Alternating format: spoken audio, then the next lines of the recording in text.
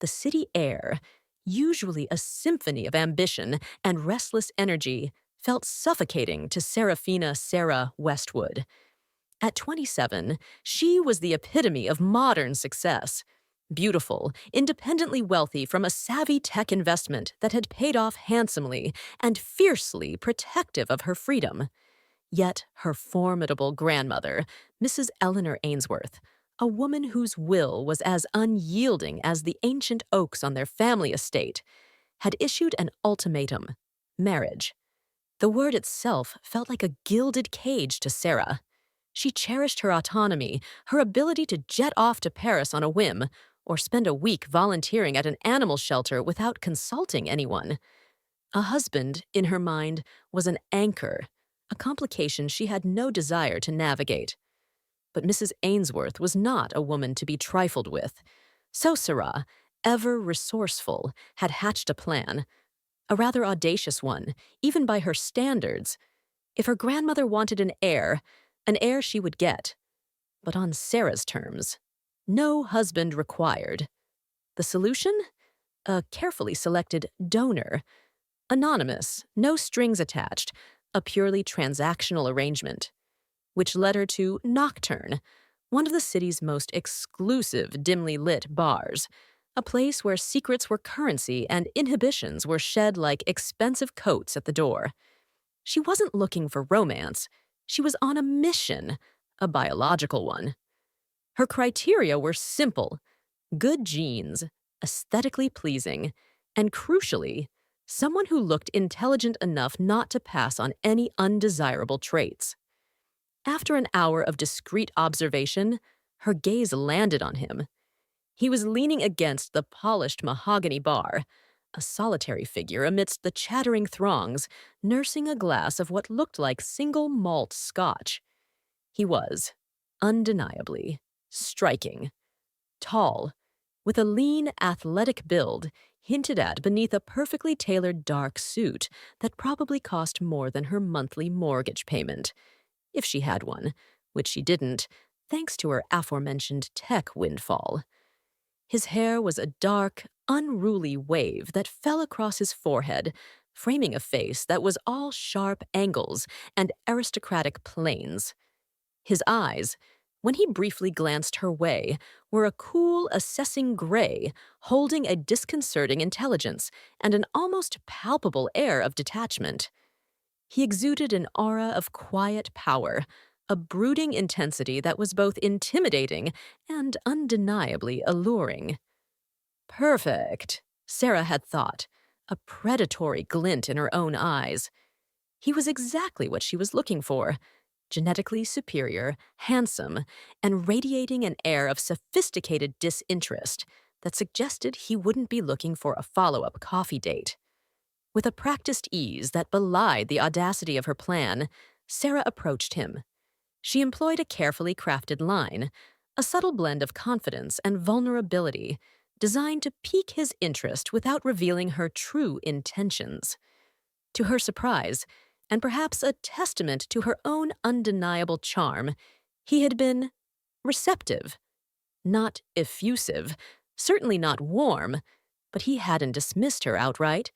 His responses were terse, his gaze unwavering, but there was a flicker of something, curiosity, in those cool gray eyes. One thing had led to another, a blur of sophisticated cocktails, witty banter, mostly on her part. His contributions were more laconic, but surprisingly sharp, and an undeniable crackling chemistry that had taken her by surprise.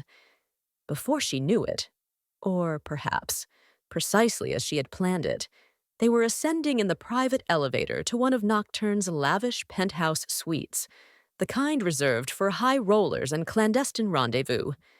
The details of the night were hazy, a consequence of expensive champagne and a single-minded focus on her objective. But she remembered the surprisingly tender way he had touched her, the intensity in his gaze, the unexpected gentleness that belied his cool exterior. She congratulated herself, successfully executed Phase 1 of Operation Baby Without Baggage. The cold light of morning, however, brought with it a rather horrifying revelation. As Sera cautiously extricated herself from the luxurious frete linens, careful not to wake her donor, her eyes fell upon a discarded wallet on the bedside table. Curiosity, a trait that had often led her into interesting, if occasionally problematic, situations, got the better of her. She picked it up, her fingers fumbling with the clasp. Inside, nestled amongst a few crisp $100 bills and a platinum credit card, was a student ID. Northwood Academy, an elite, eye-wateringly expensive preparatory school, and the face staring back at her from the laminated card, beneath the name Kalen Maxwell Thorne, was undeniably the handsome, sophisticated man currently sleeping soundly beside her. But the date of birth printed below his name sent a jolt of pure, unadulterated panic through her. He was 17. 17! A high school student. Sera felt the blood drain from her face. Her carefully constructed plan, our audacious, independent woman, takes charge of her own destiny scheme, had just imploded in the most spectacularly mortifying way imaginable. She had, in her quest for a genetically superior, no-strings-attached donor, inadvertently seduced a minor. The legal implications alone were enough to make her stomach churn, not to mention the sheer, unadulterated embarrassment. She had to get out of there. Now, with the stealth of a seasoned spy, Sera gathered her belongings, her heart hammering against her ribs like a trapped bird. She cast one last, horrified glance at the sleeping Kalen Maxwell Thorne, who looked far too mature, far too worldly to be a mere high school student, and fled the penthouse suite, her Louboutin clicking a frantic rhythm on the marble floors of the silent corridor. The next few days were a blur of anxiety and self-recrimination. Sera replayed the events of that night over and over in her mind, cringing at her own recklessness. She concocted a flimsy story for Mrs. Ainsworth, claiming she had decided to explore the option of artificial insemination, a tale her grandmother had met with a skeptical frown and a renewed lecture on the importance of proper family lineage. Nonsense, child, Mrs. Ainsworth had declared, her voice brooking no argument. If you insist on this modern foolishness, you will at least do me the courtesy of meeting the young man I have selected for you. A blind date, Serafina. Tonight, the eldest son of the Lamont family. They are suitable. Sera, cornered and desperate to deflect her grandmother's attention from her recent disastrous foray into donor selection, reluctantly agreed. Anything to avoid further scrutiny. That evening, dressed in a demure pearl gray Chanel suite that screamed respectable granddaughter, Sera accompanied Mrs. Ainsworth to the Lamont family mansion, a sprawling, old-money estate that made their own considerable home look almost modest. As their chauffeured Bentley purred to a stop before the imposing front entrance, Sera took a deep, steadying breath. A blind date? How utterly archaic! But at least it wasn't a 17-year-old. The massive oak doors swung open and a liveried butler announced their arrival, and then, stepping out from the opulent, chandelier-lit hallway to greet them, was him, Kalen Maxwell Thorne, her donor, her 17-year-old mistake. Looking impossibly handsome, impeccably dressed in a tailored dinner jacket, his cool gray eyes widening almost imperceptibly as they met hers. Sera felt the color drain from her face for the second time in a week. The universe, it seemed, had a truly twisted sense of humor. Mrs. Ainsworth, oblivious to the undercurrent of sheer, unadulterated panic radiating from her granddaughter, beamed. "Ah, Kalen, my dear boy. So good to see you. This is my granddaughter, Serafina. Kalen, or rather, Mr. Kalen Maxwell Thorne, eldest son of the esteemed Lamont family, as she was rapidly, horrifyingly piecing together, inclined his head, a faint, almost imperceptible smirk playing on his lips. Mrs. Ainsworth, Seraphina, a pleasure. His voice, that same cool, cultured timbre she remembered from the bar, sent a shiver down her spine. This was a nightmare. A waking, Chanel-clad nightmare. You're Kaylin Lamont? Sera managed to stammer, her voice barely a whisper. Mrs. Ainsworth, ever the stickler for propriety, tutted. Seraphina, darling, what a way to greet your host. Of course, he's Kaylin Lamont. Such a handsome young man, don't you think? Sera, still reeling from the shock, blurted out the first coherent thought that came to her mind. How old are you? Mrs. Ainsworth gasped, her hand flying to her chest in mock horror. Seraphina! Such an impertinent question! On a first meeting! Kaylin, however, seemed unfazed. That infuriating smirk widened almost imperceptibly. I assure you, Seraphina, he said, his voice a seductive purr that made her skin prickle. I am quite old enough. Mrs. Ainsworth, mistaking his meaning, chuckled. Oh, Kaylin, you charmer! He's 23, dear, she informed Sera, patting her arm reassuringly. Perfectly eligible. 23? Sera's mind raced. The student ID. Had she misread it? Or was this some elaborate cosmic joke? Kaylin, sensing her confusion, smoothly interjected, Old enough to know what I want, Mrs. Ainsworth. And old enough, he added, his gaze locking with Sera's, a silent challenge in their depths. For marriage. Before Sera could process this new, even more bewildering piece of information, he stepped closer, his hand lightly, possessively, resting on the small of her back, guiding her into the grand foyer. The gesture was subtle, yet it sent a jolt of awareness through her, a spark of that same undeniable chemistry that had led them to that penthouse suite. Mrs. Ainsworth and Kaylin's own grandmother, a formidable matriarch named Mrs. Evangeline Lamont, who apparently knew Mrs. Ainsworth from their red Tai Chi class, the ironies just kept piling up, were already deep in conversation, beaming at their respective grandchildren with an air of matchmaking triumph.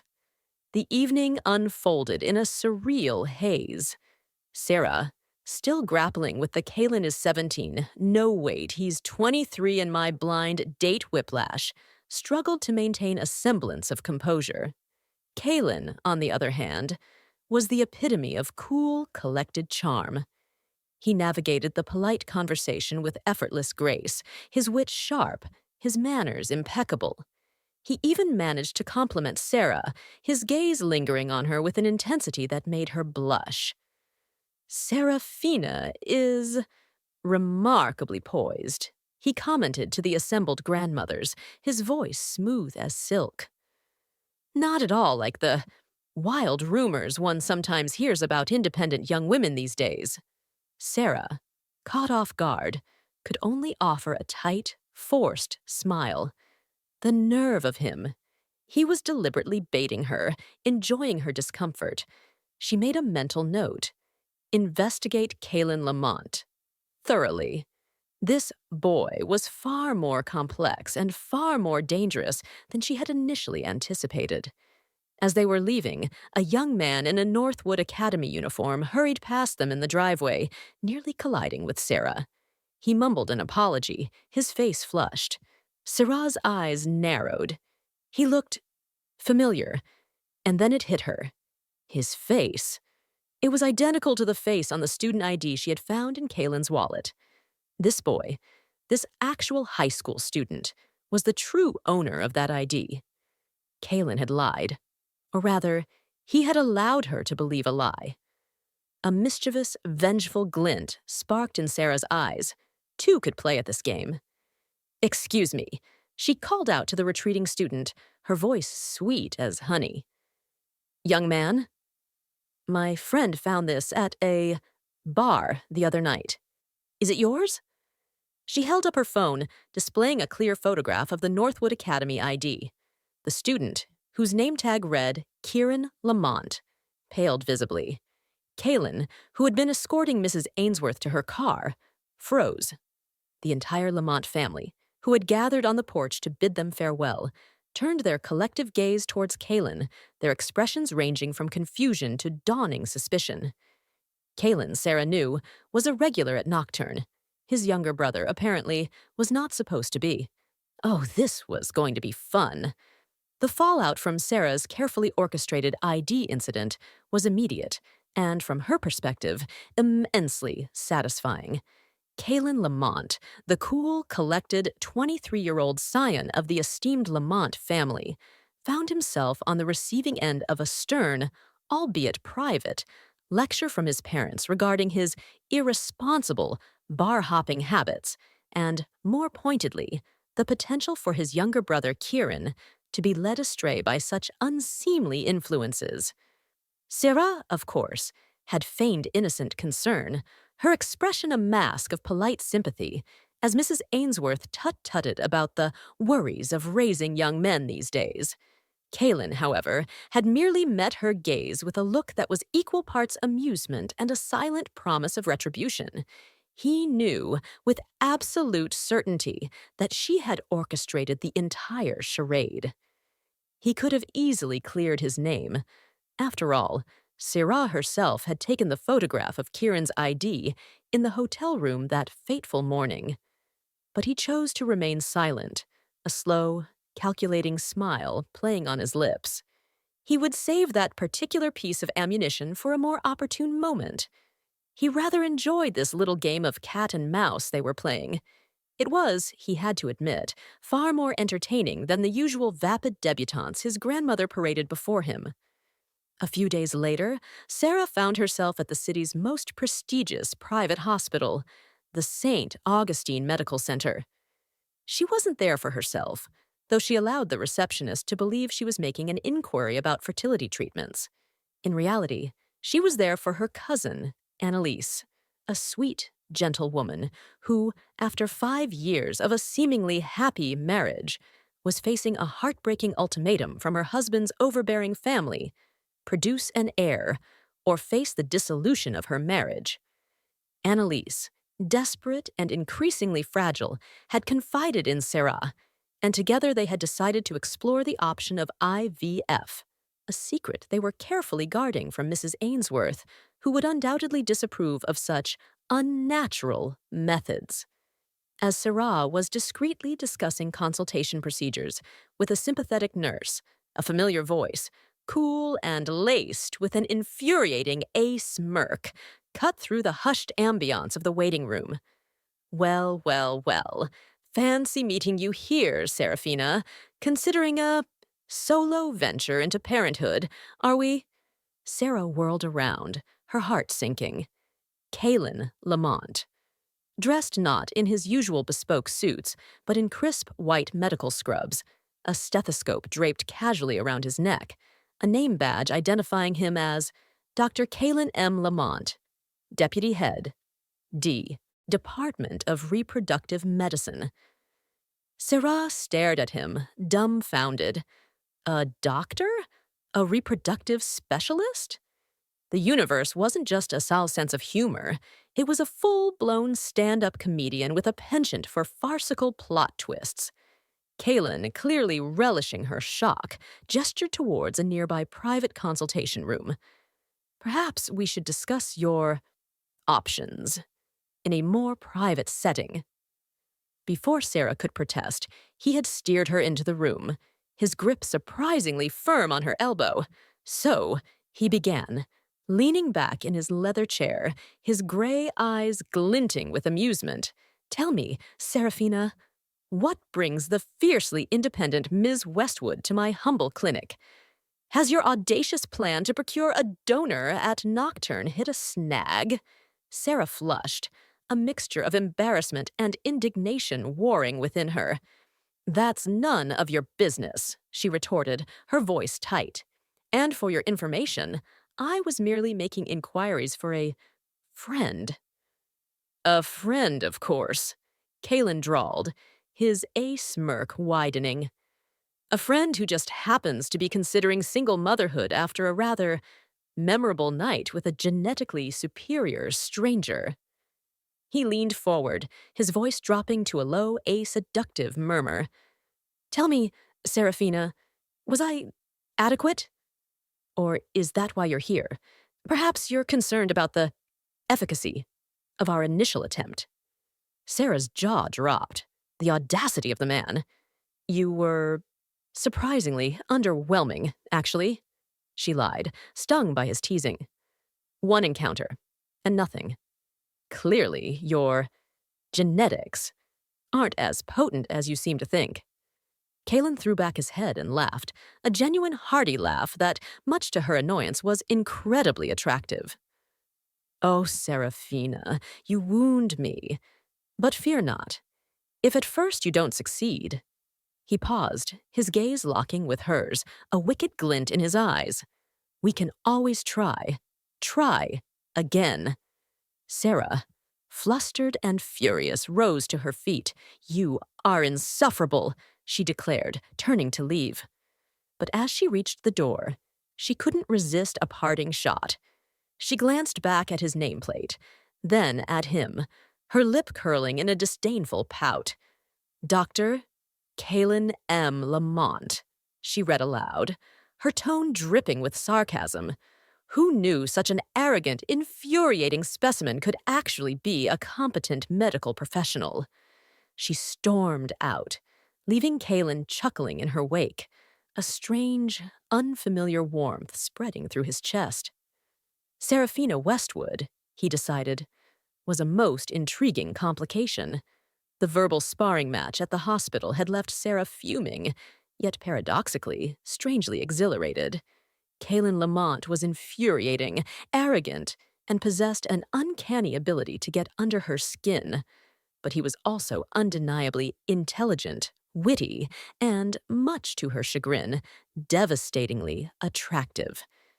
Their next encounter, orchestrated by their matchmaking grandmothers, was a stilted afternoon tea at Mrs. Ainsworth's opulent home. Kalen, back in his role as the charming, eligible bachelor, was on his best behavior, his earlier teasing replaced by a veneer of polite deference. Sera, however, was still smarting from their hospital encounter. You know, Kalen, she began, her voice deceptively sweet as she stirred her Earl Grey. I've been doing some reading on genetics. It's fascinating. They say children inherit their looks from their father, but their intelligence from their mother.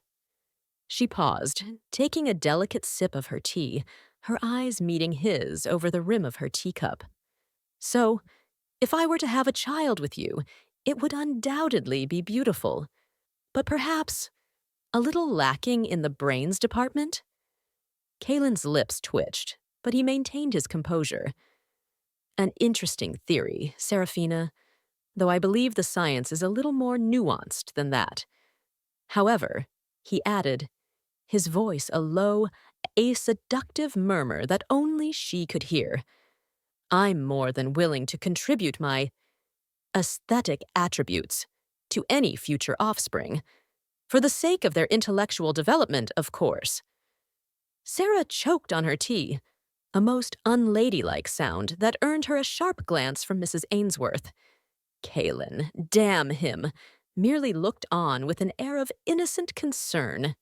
He then, with a practiced ease that made her want to scream, reminded her of the agreement their grandmothers had brokered. A 2-month courtship period. If, after 2 months, Serafina, he said, his voice resonating with a mock solemnity, we find ourselves incompatible, then, and only then, will our esteemed grandmothers concede defeat and allow us to go our separate ways. He leaned closer, his breath warm against her ear. But if you were to, say, pursue artificial insemination during this probationary period, well, that would make your dear grandmother a woman who has broken her word. And we wouldn't want that, would we? Sarah's eyes narrowed. He was blackmailing her, albeit in the most charming, infuriatingly sophisticated way imaginable. The thought of Mrs. Ainsworth's disappointment, her disapproval, as a potent deterrent. Sera was trapped. As Kaylin was leaving, a sudden, unsettling thought struck her. What if he told Mrs. Ainsworth about her visit to his clinic, about her initial disastrous donor plan? The thought of her grandmother's reaction, the lectures, the disappointment, the inevitable "I told you so," was enough to make her break out in a cold sweat. She had to neutralize the threat. She found herself, much to her own annoyance, driving back to St. Augustine Medical Center later that afternoon, determined to have a discussion with Dr. Lamont. She found his office easily enough, the discreet brass plaque bearing his name, a stark reminder of his professional standing. The door was slightly ajar, and as she approached, she heard voices from within. A woman's voice, husky and a seductive. "Oh, Kaylin, darling, you're a miracle worker. The enhancements are simply divine. But are you sure they're durable? Perhaps you'd like to conduct a thorough examination?" Sera froze, her hand hovering inches from the doorknob. She peeked through the narrow gap.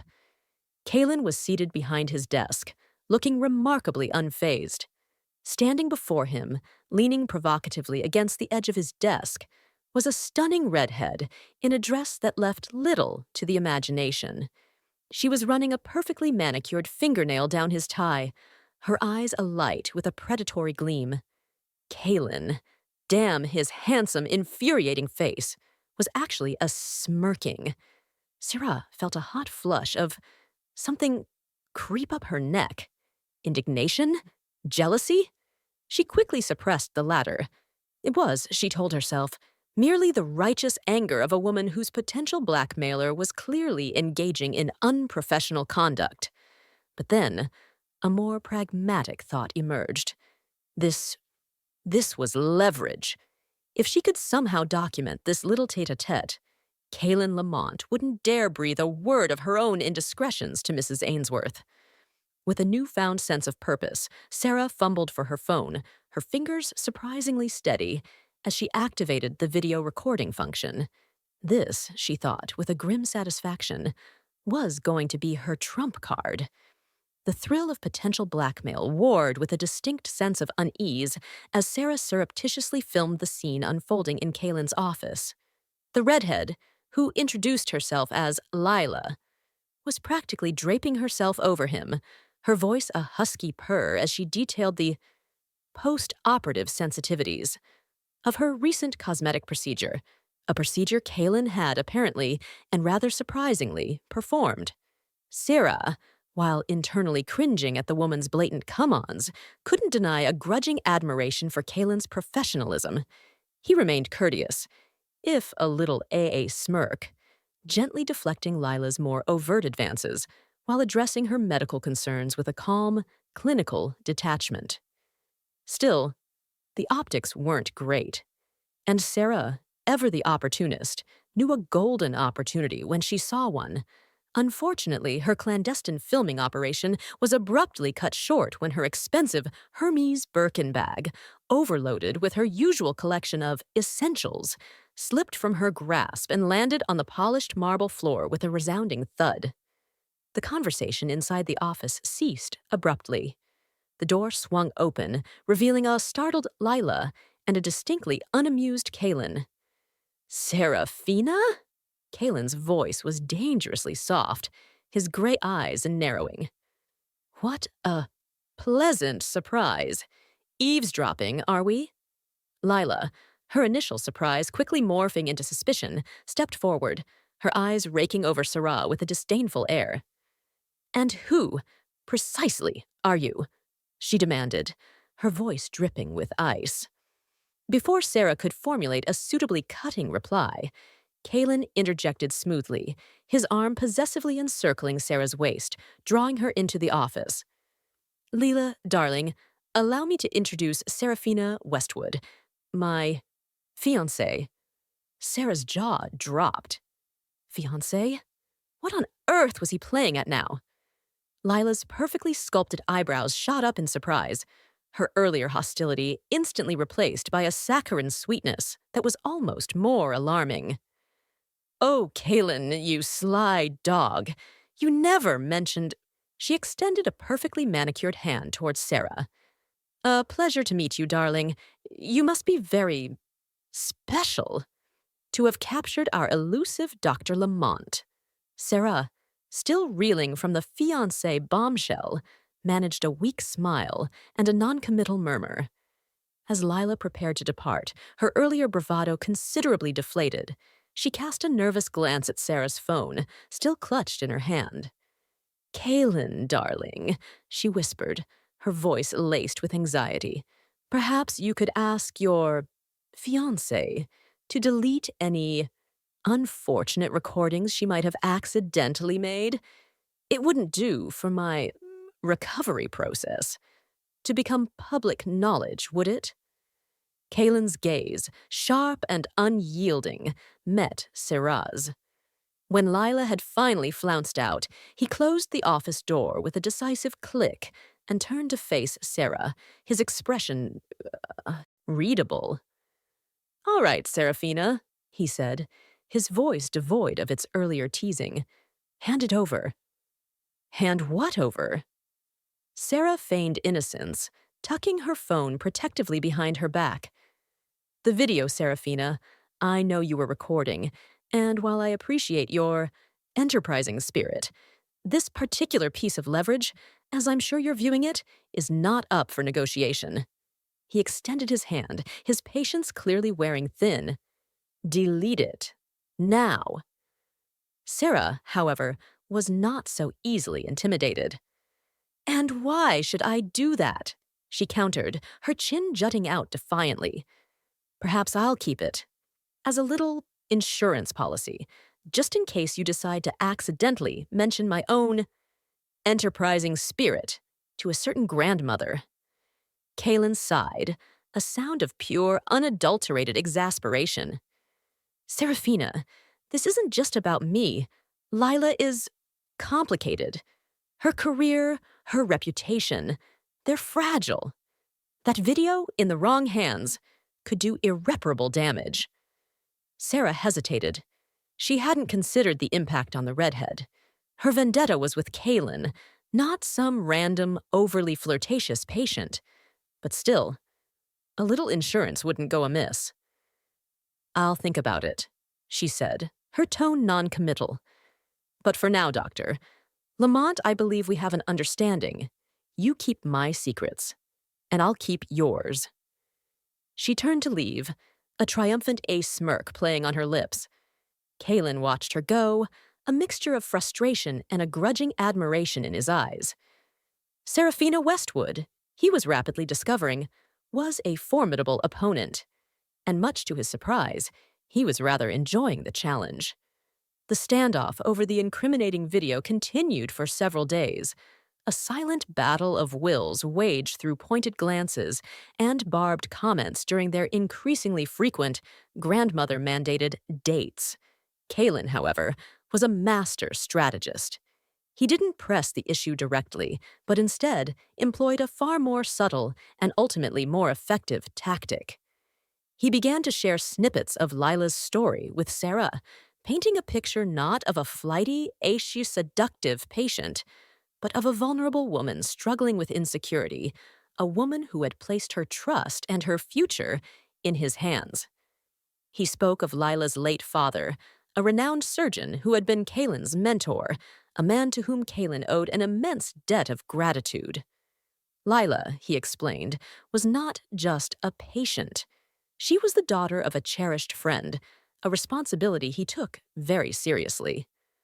I'm not asking you to like her, Serafina, Kaylin said one evening as they sat in a quiet corner of a dimly lit jazz club, the soulful notes of a saxophone weaving a melancholy spell around them.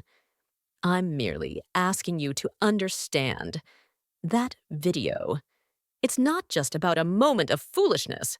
It's about trust, about professional integrity, And it's about honoring the memory of a man who shaped my career, my life. Sera listened in silence, his words slowly chipping away at her resolve.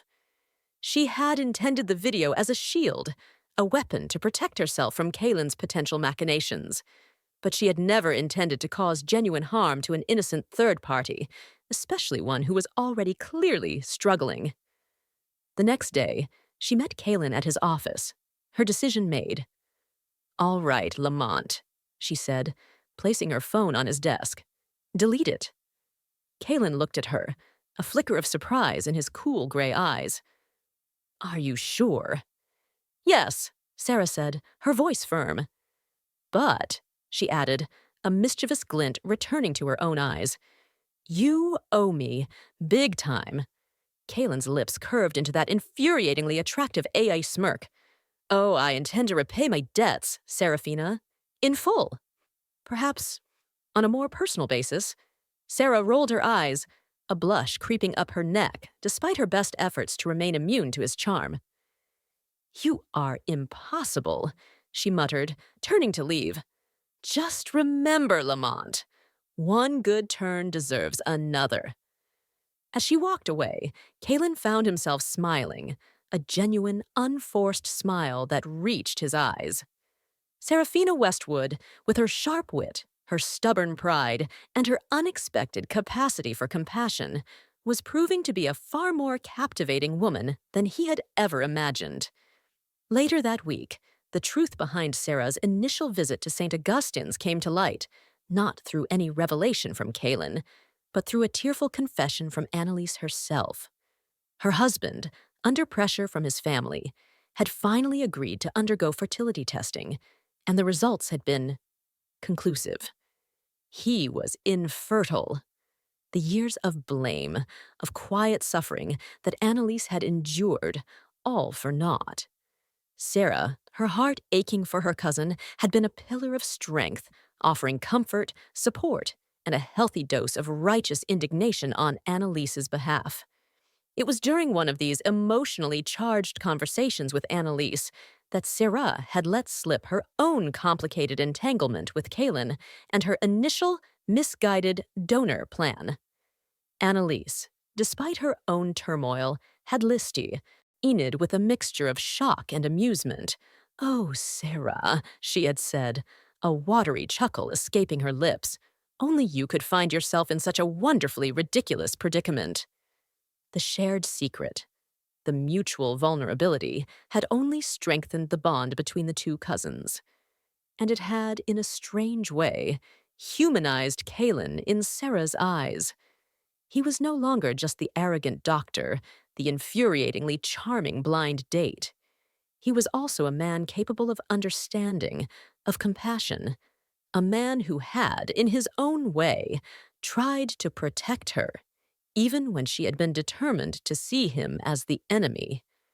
The fragile truce between Sera and Kaylin, brokered by deleted videos and shared confidences, was put to the test by the relentless matchmaking efforts of their respective grandmothers. Mrs. Ainsworth, in particular, seemed determined to see her granddaughter settled.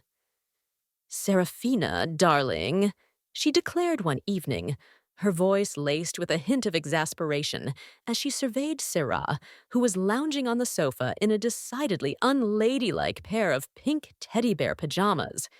"You simply cannot spend every evening cooped up in this house like a hermit.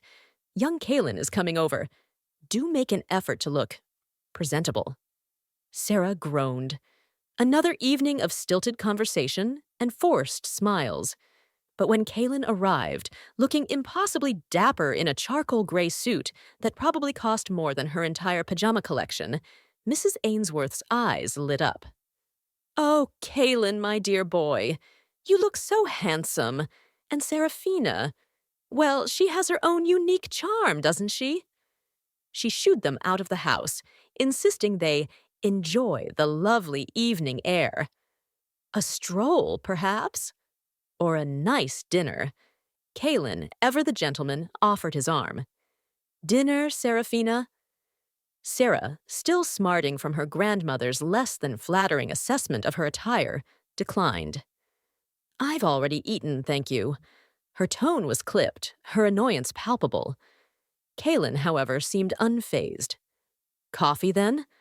Or perhaps," he added, his eyes twinkling, "some street food?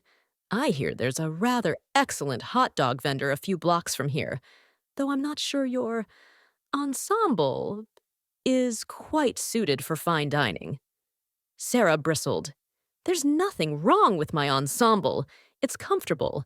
And for your information, I happen to enjoy hot dogs." To prove her point, and to spite Kalen's subtle teasing, she insisted they forego the trendy cafes and upscale bistros he usually frequented, and instead find the aforementioned hot dog vendor. They ended up at a bustling night market, the air thick with the aroma of grilled meats, exotic spices, and sugary confections. Sera, surprisingly, found herself relaxing, away from the scrutinizing gaze of their grandmothers, away from the pressures of their complicated courtship. She could almost be herself. Kalen, too, seemed to shed some of his usual reserve, his laughter surprisingly easy, his wit sharp, but not unkind. As they navigated the crowded stalls, sharing a paper cone of spicy squid and a bag of freshly made mini donuts, Sera found herself opening up to him in a way she hadn't expected. She told him about her childhood, not the privileged upbringing everyone assumed, but the messy, complicated reality of a family fractured by financial ruin and emotional turmoil. She spoke of her father, a charming but feckless man who had lost the family fortune through a series of disastrous investments, and her mother, a fragile beauty who had never quite recovered from the shame and disappointment. She recounted the bitter custody battle after her parents' acrimonious divorce, the years spent shuttling between two increasingly hostile households, until finally, Mrs. Ainsworth, her stern but ultimately loving grandmother, had stepped in and taken her under her wing. Kalen listened in silence, his expression unreadable, his gaze never leaving hers. When she finally paused, her voice thick with unshed tears, he reached out and gently took her hand, his thumb stroking the back of hers. "You're incredibly strong, Serafina," he said, his voice surprisingly gentle. "To have endured all that, and to have emerged so resilient." Sera, caught off guard by his unexpected empathy, felt a lump form in her throat. She quickly blinked back the tears, forcing a brittle smile. "Ancient history," she said, her voice a little too bright. "Besides, it made me who I am today, fiercely independent and determined never to rely on anyone, especially not a man." Kalen's gaze softened. "Perhaps," he said, his voice a low murmur, "it's not about relying on someone, Serafina. Perhaps it's about choosing to share your strength with someone who appreciates it, someone who can offer their own in return." He held her gaze for a long moment, the noisy exuberance of the night market fading into a soft blur around them. In that moment, surrounded by the scent of street food and the clamor of a city alive with 1,000 untold stories, Sera felt a flicker of soulmate. Hing knew. Something unexpected, something that felt dangerously close to hope. She also found herself confiding in him about Annalise, about the heartbreaking infertility diagnosis, the pressure from her husband's family, the quiet desperation that was slowly eroding Annalise's spirit. "They're threatening to end the marriage if she can't give them a grandchild," Sera said, her voice laced with anger. "It's barbaric. As if Annalise is some kind of brood mare." Kalen listened patiently, his medical training kicking in. He explained the complexities of infertility, the various treatment options, the importance of emotional support. He promised to keep Annalise's secret and even offered to discreetly review her husband's medical records, if Annalise was comfortable with it, to see if there was anything he could do to help. Sera, touched by his unexpected kindness, his genuine concern, found herself looking at Kaylin Lamont in a new light. Perhaps, just perhaps, there was more to this arrogant, infuriatingly charming doctor than met the eye. The promise Kaylin made to discreetly investigate Annalise's husband's medical situation hung in the air, a fragile thread of hope in the increasingly tangled web of Sera's life. He couldn't directly access the files, of course. Patient confidentiality was sacrosanct, even for a deputy head of department. But the medical community was a small, interconnected world, and Kaylin, with his reputation and connections, was confident he could glean some insight, some piece of information that might shed light on the baffling infertility that was threatening to destroy Annalise's marriage. In return for this not insignificant favor, Kaylin extracted a promise of his own. 2 months, Serafina, he reiterated, his gray eyes serious, all traces of their earlier teasing gone. 2 months of genuine effort. No sabotage, no preconceived notions. Give us a fair chance. Let's see if there's something real beneath all this grandmotherly meddling and our own rather unconventional beginnings. Sera, still wrestling with her conflicting emotions, found herself agreeing. His earnestness, his unexpected vulnerability, had disarmed her. And if she were brutally honest with herself, a small, treacherous part of her was curious. Curious to see what might happen if she actually allowed herself to get to know Kaylin Lamont. The man, not just the infuriating enigma. The truce, however, was not without its conditions. All right, Lamont, Sera conceded, her voice firm. 2 months, but on my terms. And that means, she added, her eyes narrowing, a complete and utter cessation of hostilities with your fan club, especially Lila. No more post-operative examinations in your office. Understood? Kaylin had the grace to look momentarily chagrined, a faint flush rising on his aristocratic cheekbones.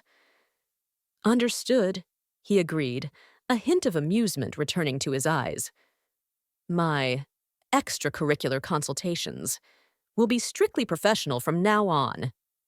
True to his word, Kaylin managed, through a series of discreet inquiries and carefully worded conversations with colleagues, to uncover some troubling inconsistencies in the medical history of Annalise's husband, Michael.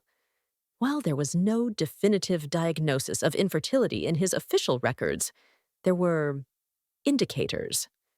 Whispers of a childhood illness, a sports injury that had required specialized treatment. Nothing concrete, but enough to plant a seed of doubt, enough to suggest that Michael might not have been entirely forthcoming with Annalise, or with his own family, about his reproductive health. When Kaylin shared this information with Sera, her reaction was a mixture of vindication and a simmering fury.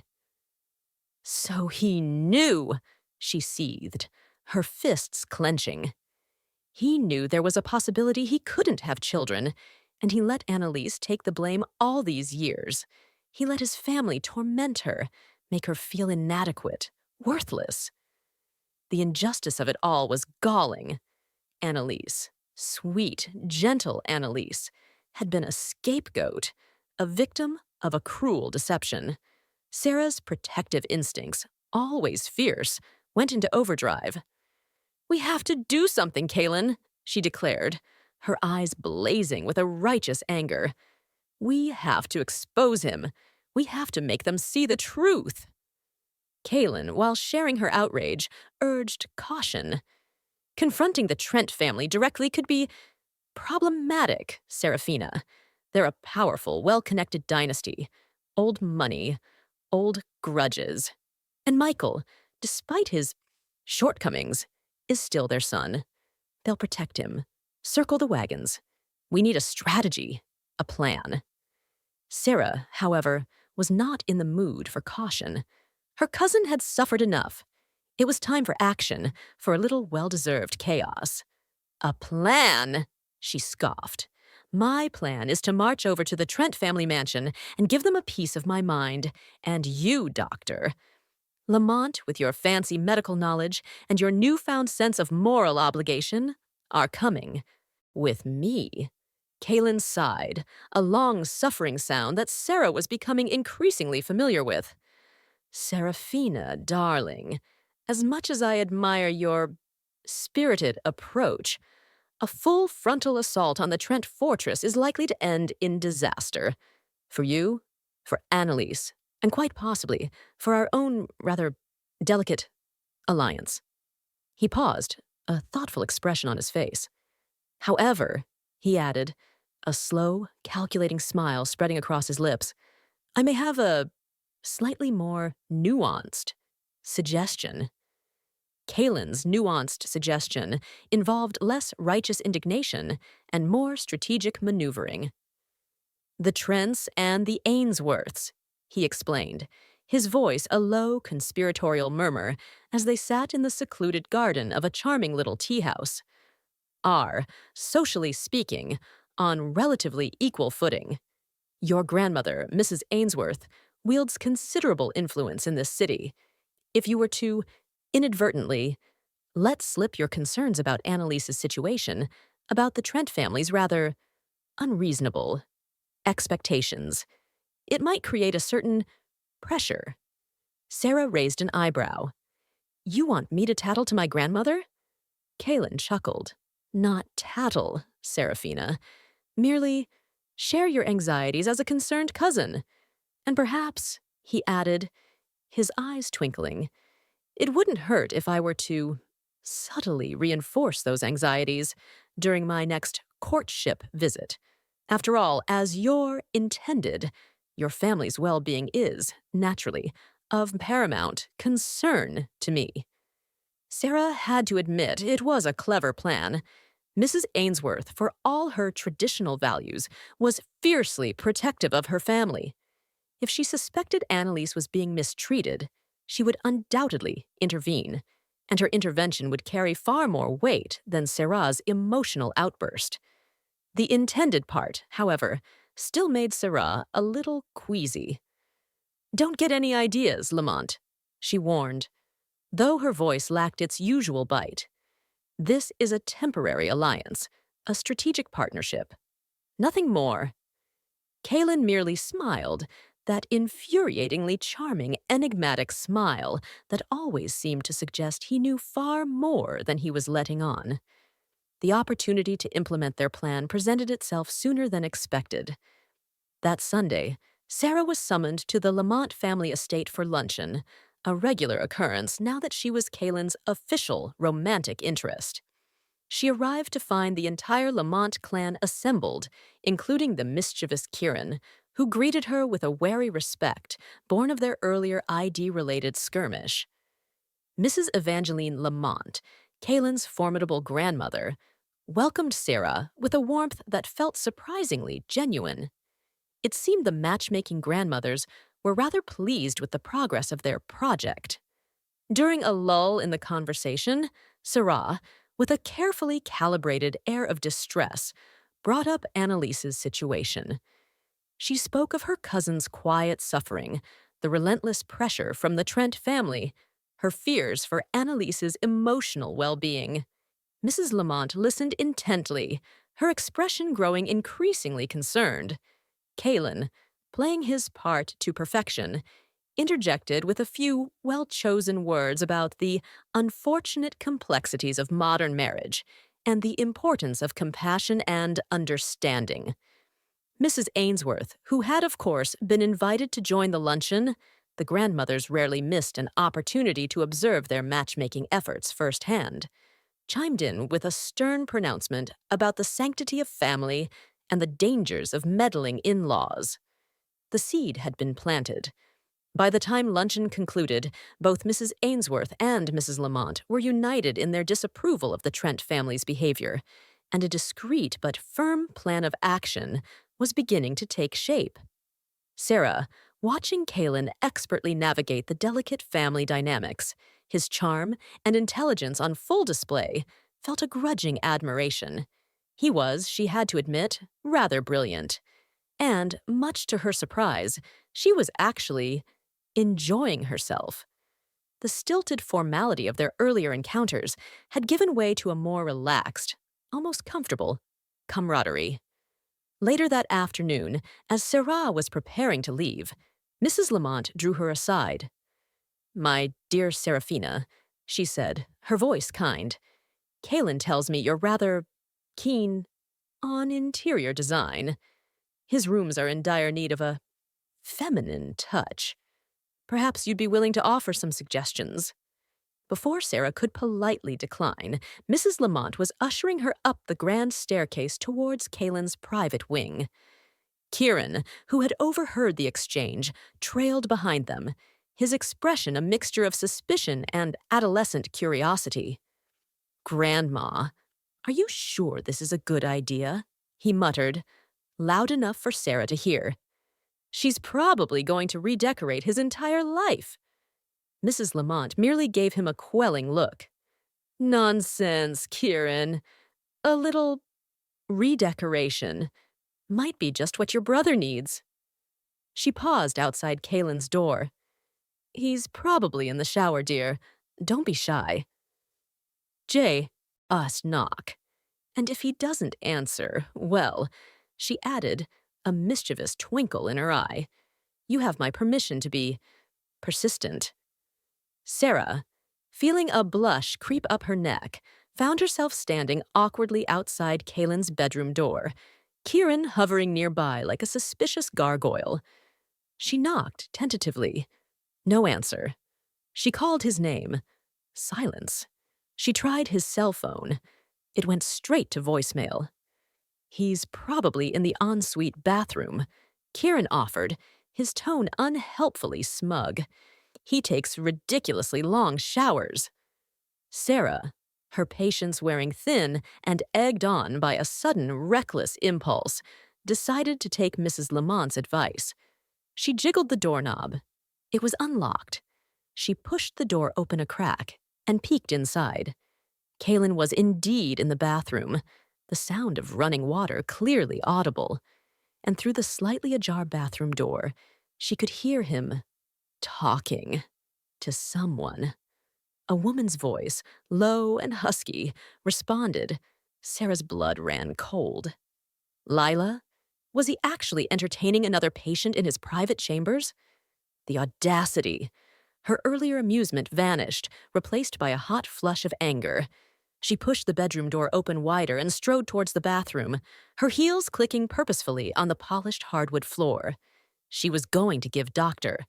Kalen Maxwell Lamont a piece of her mind, and this time there would be no blackmail, no negotiation, just pure, unadulterated fury. The scene that greeted Sera as she flung open the bathroom door was not, however, the clandestine tryst she had envisioned. Kalen was indeed there, but he was alone, steam swirling around him, a fluffy white towel knotted precariously around his lean hips, water droplets glistening on his broad shoulders and well-defined chest. He was standing before a fogged-up mirror, attempting to shave, his attention clearly focused on the task at hand, not on some unseen female companion. The woman's voice Sera had heard was, in fact, the sultry tones of a jazz singer emanating from a waterproof Bluetooth speaker perched on the marble countertop. Sera froze, her righteous indignation instantly evaporating, replaced by a mortifying wave of embarrassment. Kalen, startled by her abrupt entrance, turned, his gray eyes widening in surprise. "Seraphina? What on earth?" Before he could finish his sentence, Sera, in her flustered state, did something utterly impulsive, something she would later replay in her mind with a mixture of horror and a strange, inexplicable thrill.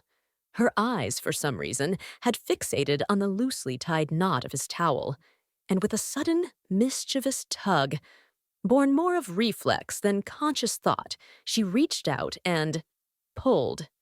The towel, as if in slow motion, unraveled, pooling at his feet, leaving Kalen Maxwell Lamont standing before her in all his glory. For a moment, neither of them moved, a stunned silence hanging in the steam-filled air. Sera stared, her eyes wide, her face burning. Kalen stared back, his expression a mixture of shock, amusement, and something else, something darker, more intense, that made her breath catch in her throat. Then, with a speed that belied his earlier surprise, he reached out, his hand snaking around her waist, pulling her towards him. The bathroom door clicked shut behind them, the lock engaging with a soft, ominous thud. "Well, Serafina," Kalen murmured, his voice a low, husky growl, his lips dangerously close to hers. "Since you're already here, and you seem to have a rather hands-on approach toward decoration, perhaps we should explore some alternative design concepts." And then he kissed her, a fierce, possessive kiss that tasted of mint toothpaste and an undeniable, irresistible desire. Sera, her senses reeling, her carefully constructed defenses crumbling, found herself responding with an equal, surprising ferocity. The anger, the embarrassment, the sheer audacity of the situation, it all melted away, replaced by a raw, primal hunger that had been simmering beneath the surface of their witty banter and strategic sparring for weeks. The bathroom, it turned out, was a surprisingly versatile space. Later, much later, as Sera lay tangled in Kalen's arms, her body pleasantly sore, her mind still hazy from the intensity of their encounter, she felt a strange sense of inevitability. It was as if all their verbal sparring, their misunderstandings, their carefully constructed defenses had all been leading to this moment, this undeniable, irrefutable connection. A soft knock on the bedroom door startled them both. "Kalen, Serafina, are you two decent? Grandmother sent me up with some clothes for Serafina, and luncheon is being served." It was Kieran, his voice laced with a mixture of adolescent curiosity and a dawning, horrified suspicion. Sera groaned, burying her face in Kalen's chest. Kalen merely chuckled, his lips brushing against her hair. "It seems, my dear Serafina," he murmured, his voice still husky with passion, "that our core ship has just entered a rather exciting, new phase." He reluctantly disentangled himself from her embrace, retrieved a silk robe from his closet, and handed it to her. "Duty calls, I'm afraid. But don't worry," he added, his eyes glinting with a wicked promise. "We'll continue our design consultation later." Sera, her face still flushed, her body still tingling from his touch, could only nod, a mixture of embarrassment and a strange, exhilarating anticipation swirling within her. This temporary alliance with Kalen Lamont was becoming far more complicated and far more compelling than she had ever imagined. The descent to the Lamont family luncheon was, for Sera, an exercise in mortified composure. Dressed in a borrowed silk blouse and tailored trousers that Mrs. Lamont had thoughtfully provided, clearly the grandmothers were anticipating a longer visit. She felt the curious gazes of the entire Lamont clan upon her. Kieran, in particular, seemed to be struggling to suppress a knowing smirk, while Mrs. Evangeline Lamont and Mrs. Ainsworth exchanged subtle, triumphant glances.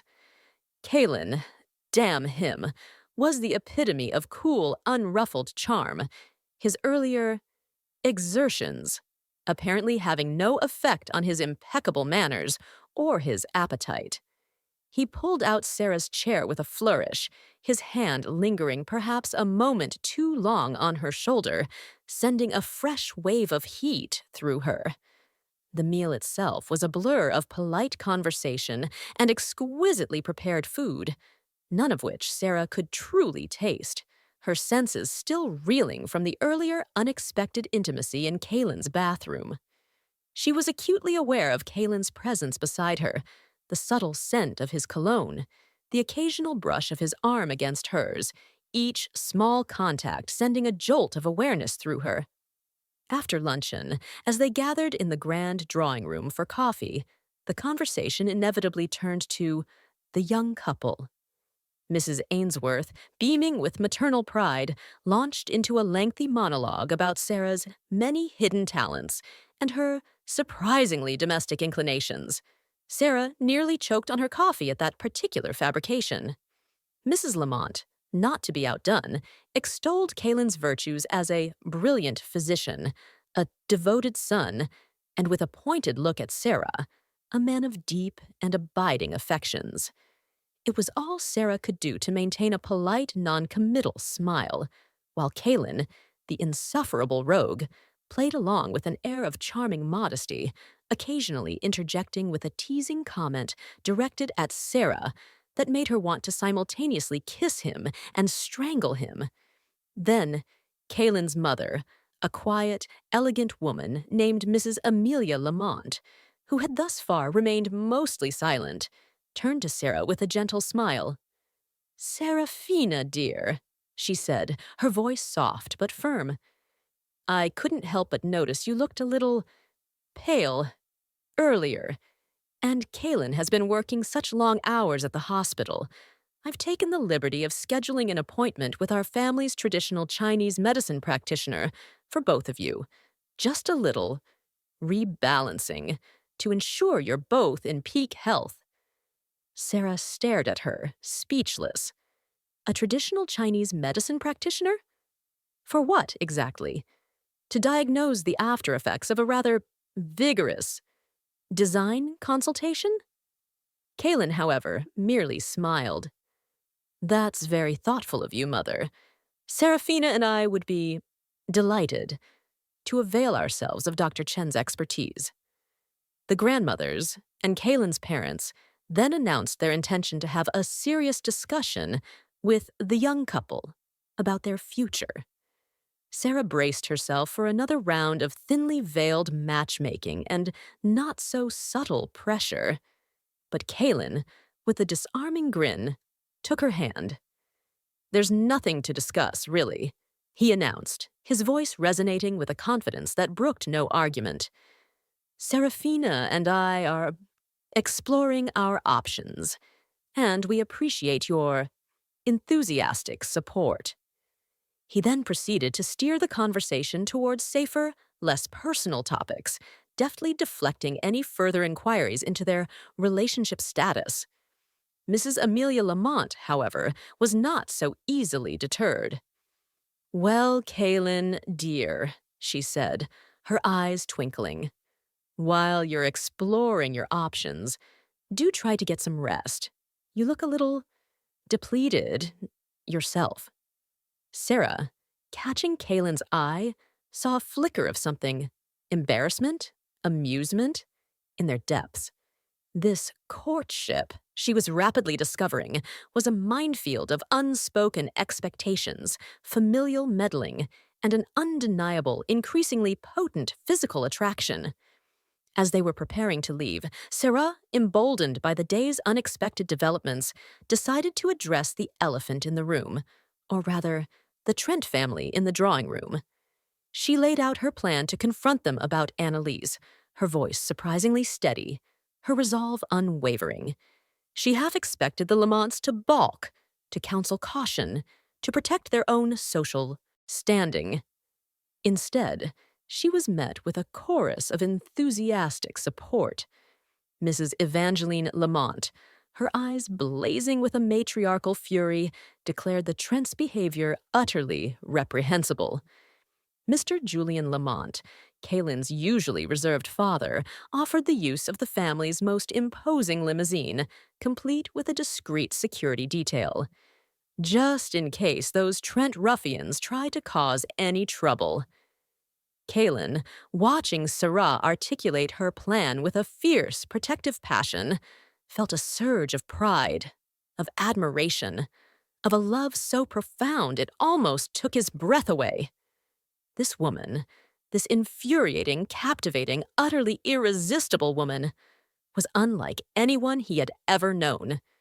And he knew, with a certainty that resonated deep within his soul, that he would do anything, face any challenge, to keep her by his side. The temporary alliance was rapidly evolving into something far more permanent, far more profound, and Kalen Maxwell Lamont, for the first time in his carefully controlled, impeccably ordered life, found himself utterly, irrevocably, wonderfully lost. The appointed day for the confrontation with the Trent family arrived, cloaked in an atmosphere of nervous anticipation and a steely resolve. Sera, dressed in a power suit that exuded confidence and a no-nonsense attitude, felt a strange mixture of trepidation and a fierce determination. Annalise deserved justice, and Sera was not about to back down.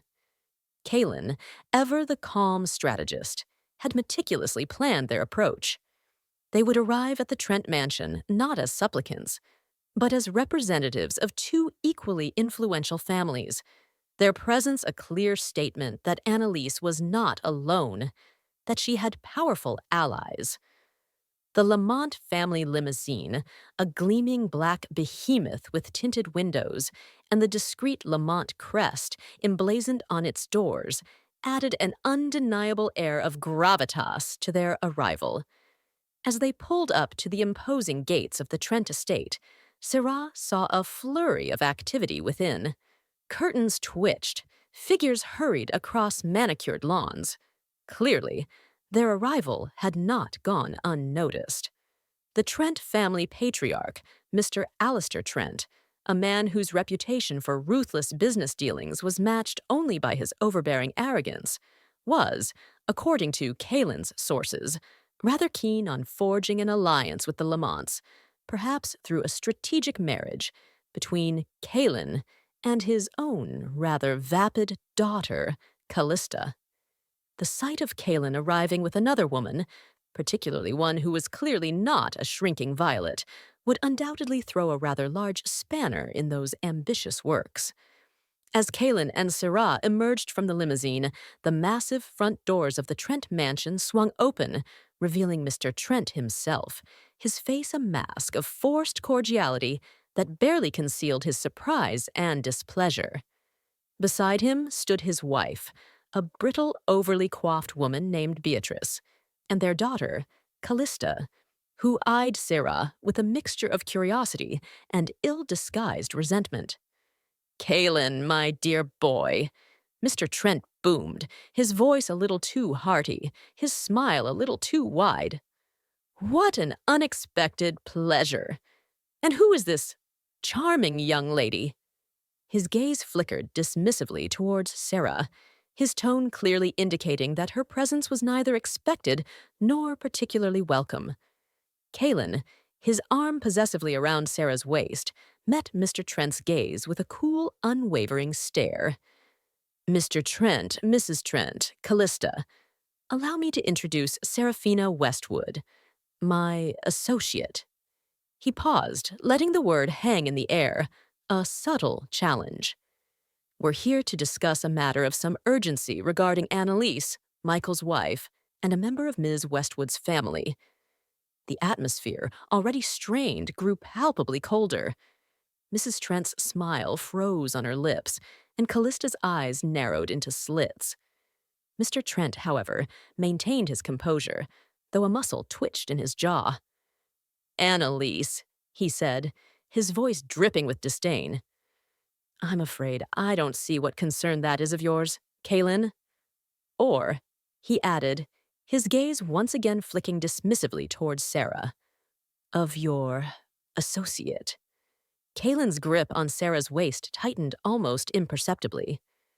"On the contrary, Mr. Trent," he said, his voice dangerously soft, "Annalise's well-being is of paramount concern to us, and we have reason to believe she is being unfairly treated within this household. Perhaps it would be best if we discussed this in a more private setting. Unless, of course," he added, his eyes glinting with a steely resolve, "you'd prefer to have this conversation on your doorstep for all the neighborhood to hear." Mr. Trent, clearly not accustomed to being challenged, especially on his own turf, visibly bristled. But Kalen's unwavering gaze and the subtle but unmistakable presence of the Lamont family security detail, discreetly positioned near the limousine, seemed to give him pause. With a curt, ungracious nod, he gestured towards the open doorway. "Very well. Come in. But I assure you, Kalen, you are wasting your time." And, he added, his voice laced with a thinly veiled threat, "you are treading on very dangerous ground." As they stepped into the opulent, ostentatiously decorated foyer of the Trent mansion, Sera couldn't help but feel a surge of adrenaline. This was it. The battle lines had been drawn, and she, with Kalen Lamont unexpectedly and rather thrillingly by her side, was ready for war. The drawing room of the Trent mansion was as ostentatious and cold as its owners. Gilt-edged furniture, heavy damask curtains, and an array of priceless but soulless antiques created an atmosphere of oppressive formality. Callista Trent, after a brief disdainful glance at Sera, flounced onto a chaise lounge, her expression a mixture of boredom and petulance. Mrs. Trent hovered nervously near her husband, her eyes darting between Kalen and Sera as if expecting one of them to spontaneously combust. Mr. Trent, however, had regained some of his earlier bluster. He seated himself behind a massive mahogany desk, assuming the air of a monarch granting an unwelcome audience. "Now, Kalen," he began, his voice dismissive, "what is this nonsense about Annalise? She is my son's wife. Her well-being is a private family matter." Sera, unable to contain her indignation any longer, stepped forward. "A private family matter, Mr. Trenta. Is it a private family matter when your son and his family relentlessly pressure a woman to bear children, making her feel like a failure, a disappointment, when the issue may very well lie with your own son?" Callista gasped, a theatrical sound that was clearly intended to convey outrage. Mrs. Trent clutched her pearls, her face paling. Mr. Trent's eyes narrowed. "How dare you, young woman? Such insolence! Michael is a fine, healthy young man. The issue, as you so crudely put it, clearly lies with Annalise." Kalen, who had been observing the exchange with a cool, appraising gaze, now interjected. "Actually, Mr. Trent," he said, his voice calm but authoritative, "that may not be entirely accurate. As a medical professional specializing in reproductive health, I can assure you that infertility is a complex issue, affecting both men and women equally. And there are certain indicators in Michael's medical history that suggest further investigation might be warranted." He paused, letting his words sink in. Perhaps it would be prudent to review Michael's complete medical records before casting blame or making assumptions. Mr. Trent scoffed. "Medical records? Nonsense. This is a baseless accusation, an attempt to deflect blame from that barren woman. My son was foolish enough to marry." Callista, seizing the opportunity to ingratiate herself with Kalen, chimed in, her voice saccharine sweet. "Kalen, darling, surely you don't believe these outlandish claims. Annalise is probably just making excuses. Some women are simply not cut out for motherhood." Sera felt a surge of protective fury. She was about to unleash a torrent of well-deserved invective upon the simpering Callista, when Kalen, with a subtle shake of his head, silenced her. He turned to Callista, his expression unreadable. "Callista," he said, his voice deceptively mild, "your concern for motherhood is duly noted. However, perhaps you should refrain from offering medical opinions until you've actually completed medical school. Or, for that matter," he added, his gaze sweeping dismissively over her designer dress and perfectly coiffed hair, "any school that requires actual intellectual effort." Callista's face flushed a becoming shade of crimson, her mouth falling open in stunned disbelief. Mrs. Trent gasped, her hand flying to her chest. Mr. Trent, however, seemed momentarily taken aback by Kaylin's unexpected verbal strike. He was clearly not accustomed to such directness, such blatant disregard for social niceties. Sera, despite the gravity of the situation, couldn't help but feel a flicker of amusement. Kaylin Lamont, it seemed, had a rather sharp tongue when he chose to use it. "Now, Mr. Trent," Kaylin continued, his voice once again calm and authoritative, "let's dispense with the theatrics. We are here today to discuss a serious matter: Annalise's happiness, her emotional well-being, and her right to be treated with respect and dignity. We are requesting, no, demanding, that you cease this relentless pressure, this unwarranted blame. And we are strongly advising that Michael undergo a thorough medical examination by an independent specialist. If, after that, it is determined that Annalise is indeed the sole reason for their inability to conceive, then we can discuss appropriate next steps.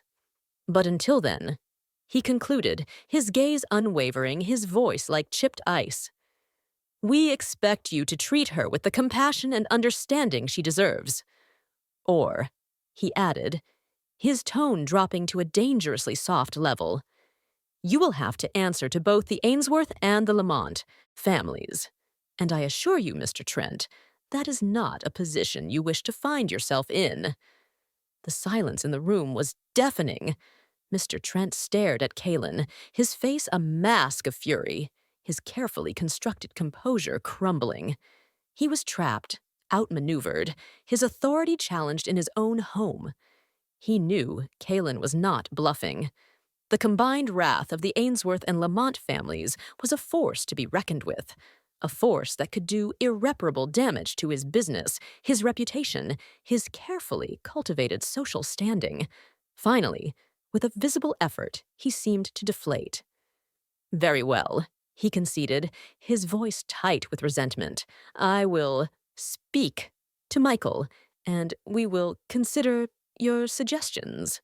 It was not an apology, not by a long shot. But it was a concession, a small victory in a long and arduous battle. As Kaylin and Sera prepared to leave, their mission accomplished. For now, Callista, her earlier bravado replaced by a sullen pout, made one last desperate attempt to salvage the situation. "Kaylin," she cooed, her voice laced with a forced sweetness, "perhaps you and I could have dinner sometime to discuss things further?" Kaylin merely glanced at her, his expression one of utter disinterest. "I don't think so, Callista," he said, his voice coolly dismissive.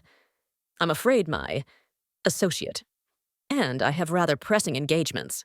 He took Sera's arm, his touch sending a familiar jolt of awareness through her, and escorted her from the Trent mansion, leaving behind a scene of simmering resentment and thwarted ambition. As they settled back into the luxurious comfort of the Lamont family limousine, Sera let out a long, shaky breath. "Well," she said, a wry smile playing on her lips, "that was eventful." Kaylin chuckled, a low, rumbling sound that sent a shiver down her spine.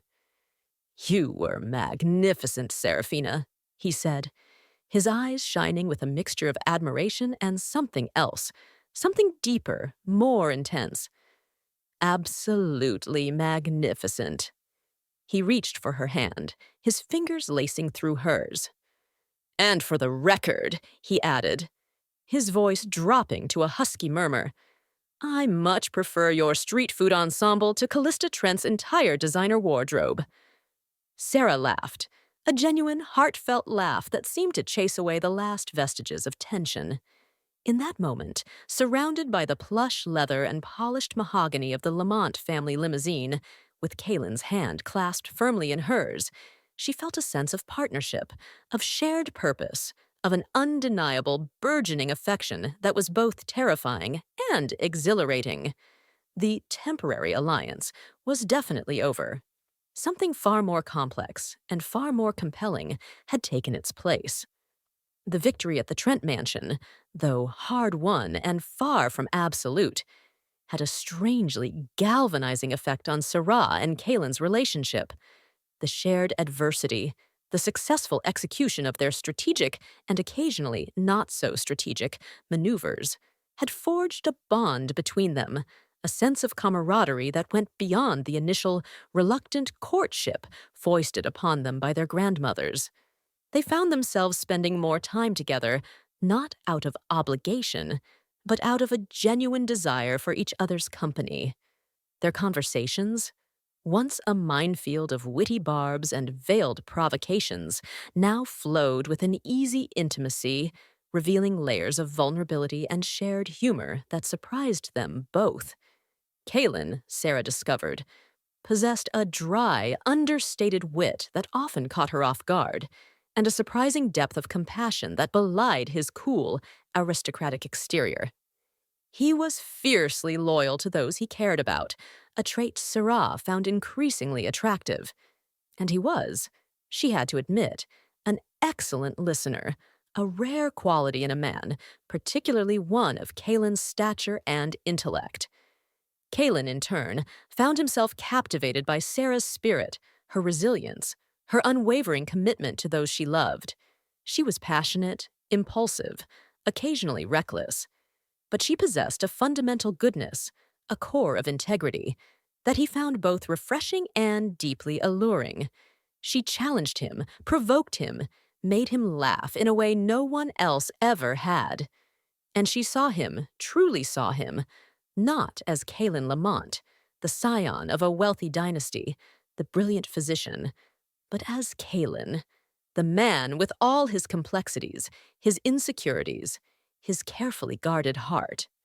One rainy afternoon, as they were holed up in Kalen's surprisingly cozy study, surrounded by towering bookshelves and the comforting scent of old leather and wood smoke, Sera found herself confiding in him about her own past, the lingering shadows of her parents' tumultuous marriage, the emotional scars that had shaped her fierce independence, her deep-seated reluctance to trust, to commit. She spoke of her father's infidelity, the explosive arguments, the constant tension that had permeated her childhood home. She recounted the devastating car accident caused by her father's recall as driving while under the influence, an accident that had left her mother physically and emotionally shattered, an accident from which she had never truly recovered. Kalen listened in silence, his expression unreadable, his hand gently stroking her hair as she spoke, her voice thick with unshed tears. When she had finished, her story hanging in the quiet intimacy of the room, he drew her into his arms, holding her close, his embrace a haven of safety and strength. "You are not your parents, Seraphina," he said, his voice a low, soothing murmur against her hair. "You are not defined by their mistakes, by their pain. You are strong. You are resilient. You are capable of immense love. And you deserve to be loved, truly loved for who you are." His words, so simple, so sincere, struck a chord deep within her, chipping away at the carefully constructed walls she had built around her heart. For the first time in a long time, Sera allowed herself to believe that perhaps, just perhaps, he was right. Perhaps she did deserve love. Perhaps she was even capable of finding it, with this complex, infuriating, unexpectedly wonderful man who had, against all odds, found his way into her life, into her heart. The fragile peace, however, was shattered by a frantic phone call from Annalise. Michael, under pressure from his father and the looming threat of Ainsworth Lamont intervention, had finally agreed to undergo further medical testing. The results had been devastating. Not only was he infertile, but he had apparently known about his condition for years, a consequence of a severe case of mumps in his late teens that had been improperly treated. He had deliberately concealed his infertility from Annalise, from his own family, allowing her to bear the blame, the shame, the relentless pressure for their childlessness. The revelation was a bombshell, a cruel, calculated deception that had destroyed Annalise's faith in her husband, in her marriage, in the very foundations of her life. Sera, her heart aching for her cousin, rushed to Annalise's side, Kaelin accompanying her, his presence a quiet source of strength and support. They found Annalise in a state of shock, her eyes wide with a mixture of disbelief and a dawning, incandescent fury. The Trent family, when confronted with the irrefutable medical evidence, had reacted not with remorse, but with a chilling, self-serving pragmatism. Mr. Trent, his earlier bluster replaced by a cold, calculating demeanor, had immediately begun discussing damage control, discreet settlements, and the importance of maintaining the family reputation. There was no apology, no acknowledgement of the profound pain and suffering they had inflicted upon Annalise. It was, for Sera, the final straw. The carefully constructed veneer of civility, of strategic maneuvering, shattered, replaced by a raw, visceral anger. She was done playing games. She was done with polite negotiations.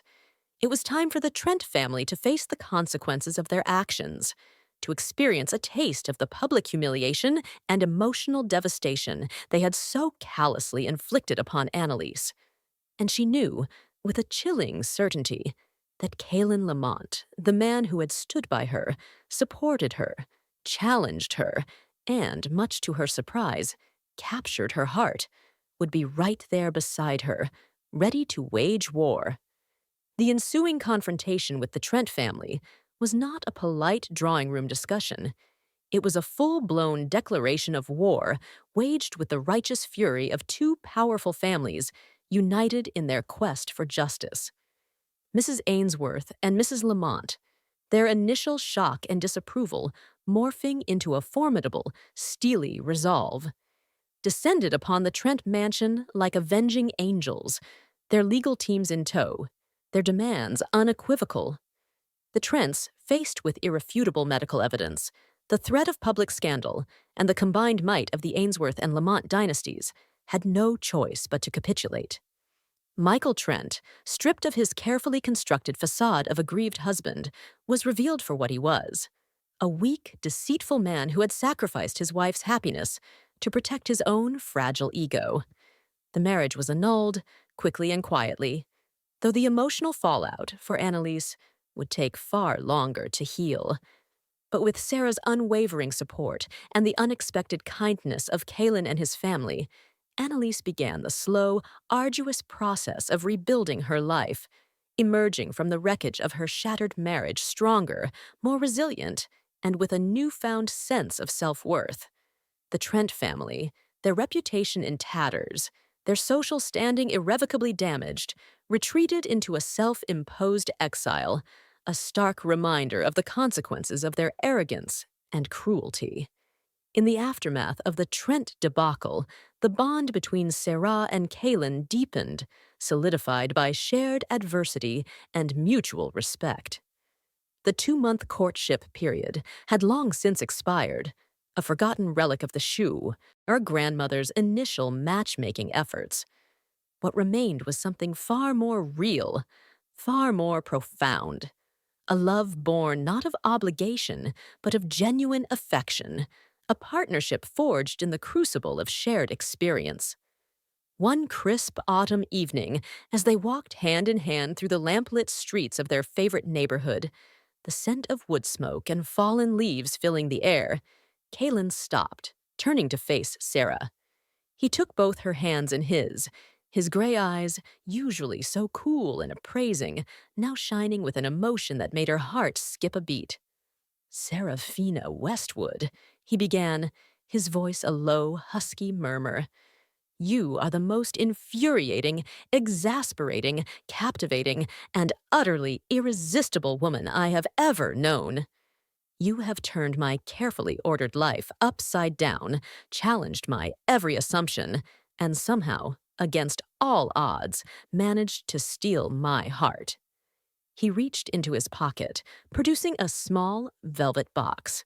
He opened it, revealing a stunning diamond ring, its brilliance catching the soft glow of the streetlights.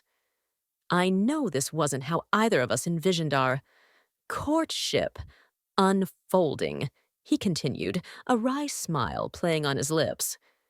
But I cannot imagine my life without you, Serafina, without your spirit, your passion, your unwavering loyalty. Will you do me the honor? He paused, his gaze locking with hers, his voice thick with emotion, of becoming my wife. Sera stared at him, tears welling in her eyes, a joy so profound, so overwhelming, it seemed to fill her entire being. This man, this arrogant, infuriating, devastatingly charming doctor, this unexpected partner in crime, this love of her life, was asking her to marry him. Her answer was immediate, unhesitating, a resounding yes that echoed in the quiet intimacy of the autumn night. Their wedding, held the following spring, was a celebration of love, of resilience, of two independent spirits who had, against all odds, found their perfect match. Mrs. Ainsworth and Mrs. Lamont, their matchmaking efforts finally, spectacularly, vindicated, beamed with pride. Annalise, her eyes shining with a quiet, radiant happiness, stood beside Sera as her maid of honor. Kieran, now a slightly less mischievous, slightly more mature young man, served as Kalen's best man, his earlier suspicions replaced by a genuine affection for his soon-to-be sister-in-law. As Sera walked down the aisle, her gaze fixed on Kalen, waiting for her at the altar, his eyes filled with an unwavering love. She knew, with a certainty that resonated deep within her soul, that this was her happily ever after.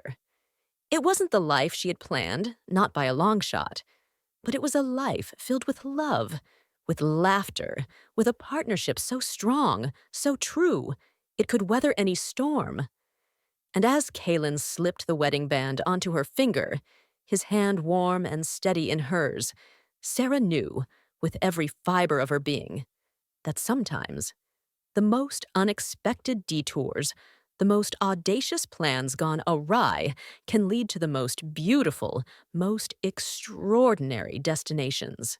Their story, which had begun with a mistaken identity, a scandalous proposition, and a healthy dose of mutual suspicion, had blossomed into a love story for the ages, a testament to the enduring power of chemistry, of connection, and of two hearts, however different, finding their way home to each other.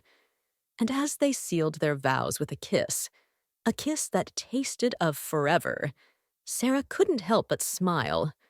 Life, it seemed, had a funny, wonderful, utterly unpredictable way of working things out, especially when grandmothers, hot dog vendors, and a very memorable bathroom encounter were involved.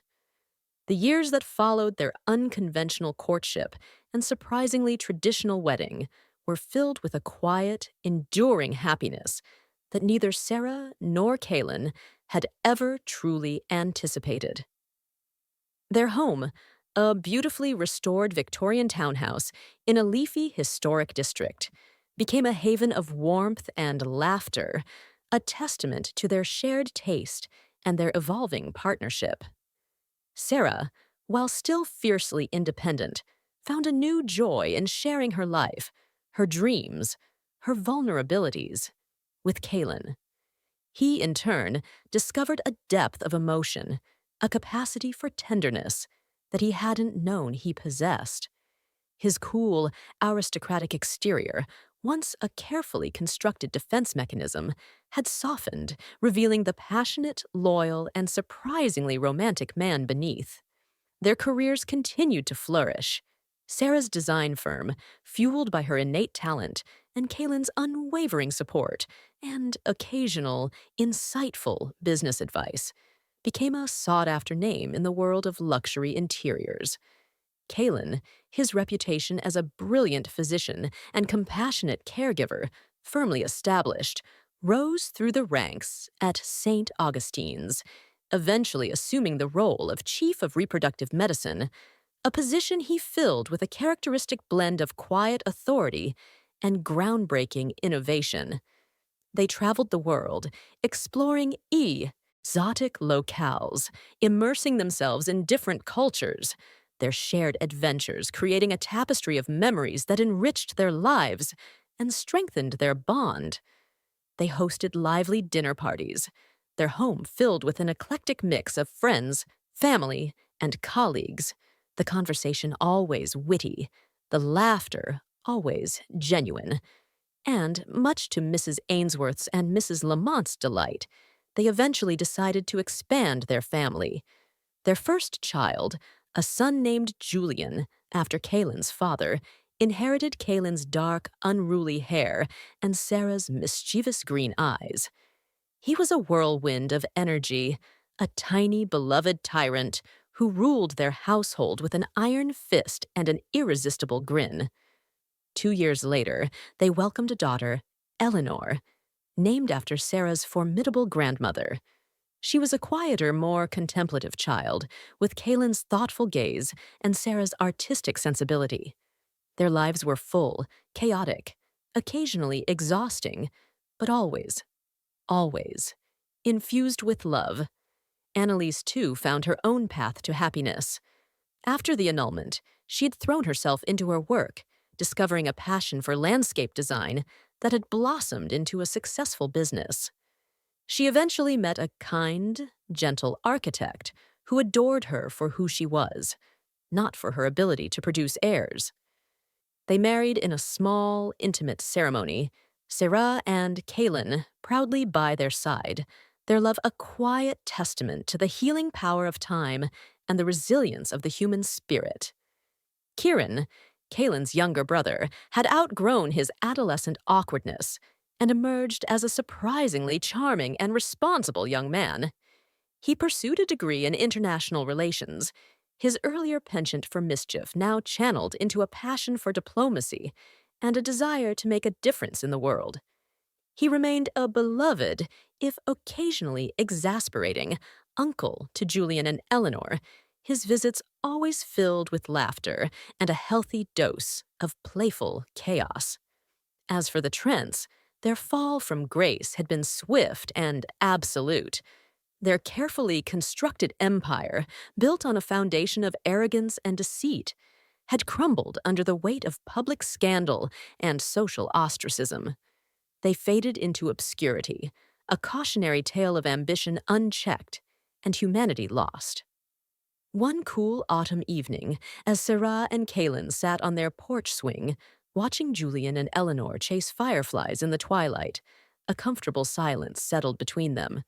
The air was crisp, carrying the scent of wood smoke and decaying leaves, a nostalgic reminder of that long-ago night at the street market, a night that had, in many ways, marked a turning point in their relationship. Caelan reached for Sarah's hand, his fingers lacing through hers, a familiar gesture that still sent a shiver of warmth through her. "Do you ever regret it?" he asked, his voice a low murmur in the growing darkness. "Regret what?" Sera replied, leaning her head against his shoulder. "Us," he said simply. "The chaos, the misunderstandings, the unconventional beginnings." Sera smiled, a soft, contented smile that reached her eyes. "Never," she whispered, her voice thick with emotion. "It was perfect. Perfectly imperfect? Just like us?" Caelan chuckled, his arm tightening around her. "I suppose you're right," he conceded, though I still maintain that my initial donor assessment was remarkably astute. Sera playfully swatted his arm. "Oh, please. You were just as clueless as I was." "Perhaps," he admitted, his eyes twinkling, "but I wouldn't trade a single moment of it. Not even the pink teddy bear pajamas." Sera laughed, a clear, joyful sound that mingled with the chirping of crickets and the distant laughter of their children. As the first stars began to prick the darkening sky, she snuggled closer to Caelan, her heart full. Their love story, born of a mistaken identity and a series of hilariously complicated events, was a testament to the enduring power of connection, of forgiveness, of two imperfect souls finding their perfect match in the most unexpected of ways. It was a story of laughter, of tears, of challenges overcome, and of a love that was, quite simply, meant to be. And as she looked at the man beside her, the father of her children, the love of her life, Sera knew, with a certainty that resonated deep within her soul, that this was her forever. A forever filled with love, with laughter, and with the comforting, unwavering presence of Kalen Maxwell Lamont, the arrogant doctor who had, against all odds, stolen her heart and shown her the true meaning of happily ever after.